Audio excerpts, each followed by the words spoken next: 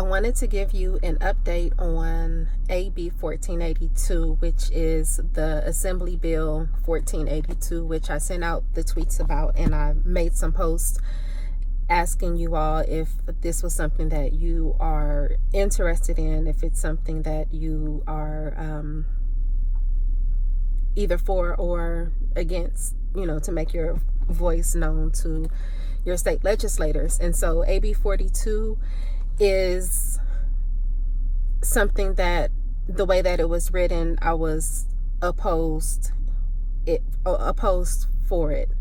I sent out a tweet saying that I was opposed, and basically when you are any individual with you and your property rights, that you should be allowed to set your property at whatever market value you choose to.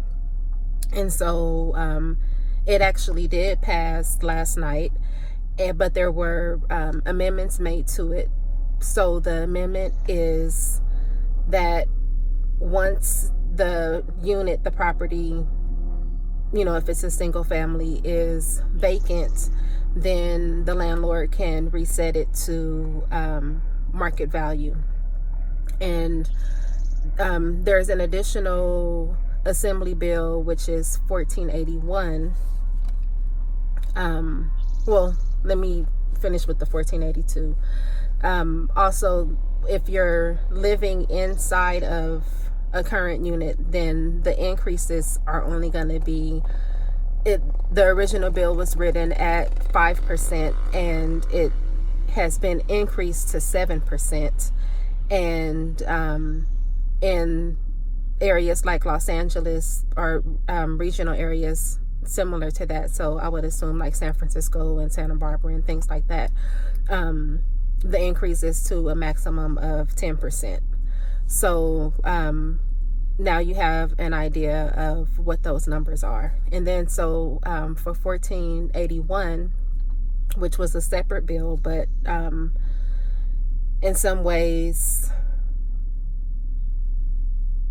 complementary to the other bill, there's just cause only for tenants who have been occupying the same space for over 12 months, and also if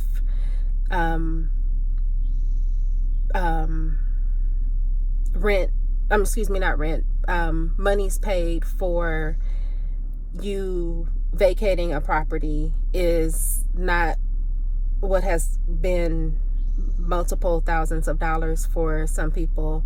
Now it's only equal to whatever the first month's 1 month's current rent. So not the rent that you originally started out with, but 1 month's current rent. And so this is not applicable to anybody who owns property that is 10 single family residences or less, but more so for people that have in excess of 10 single family homes, or if you have multi-unit buildings. So those are the updates, and I will keep you informed about other things that are going on. There is one other bill that I want to share with you, but I'll have to make that video later. It sort of ties in with this, so another bill to watch out for. Oh, last thing with this one, it is applicable for everything that I mentioned. The single family home owners not, being exempt from all of this, and everything that I mentioned is until 2023. So this is 2019. That's 4 years for everyone to, basically figure out what changes to law or changes to any bills or local government for affordable housing. But basically this is not the way to address it, with ways that individuals view home ownership, as well as the way that individuals will purchase more housing. And so my viewpoint is, if ways to wealth, if ways for you not to have to rely on a 401k, or retiring from one job and then going back to another job, or even doing jobs that you don't even love or enjoy, owning property and purchasing additional property and purchasing additional property and more property are